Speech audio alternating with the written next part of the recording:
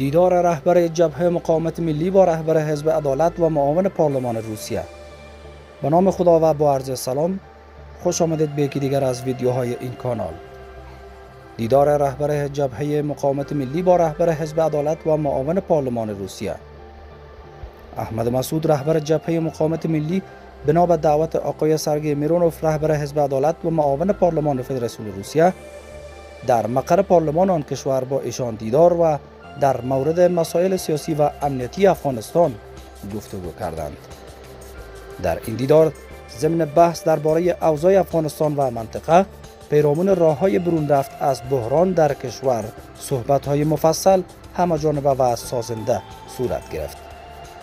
هر دو طرف روی مبارزه علیه افراطیت و مواد مخدر، استقلالیت افغانستان و ایجاد حکومت همه‌شمول برآمده از آرای مردم تاکید کردند. آقای میرونوف از نقش قهرمان ملی شهید احمد شاه مسعود در مبارزه با تروریسم و نیکی یاد کرده و مقاومت امروزی مردم افغانستان در برابر تروریسم و افراطگرایی را ادامه مبارزه شهید احمد شاه مسعود خواند. رهبر جبهه مقاومت ملی افغانستان از استقبال گرم رهبر حزب عدالت و معاون پارلمان فدراسیون روسیه و همدردیشان با مردم افغانستان اظهار امتنان به عمل آورد. از توجهتان جهان سپاس. وقتتان خوش. خدا نگهدار.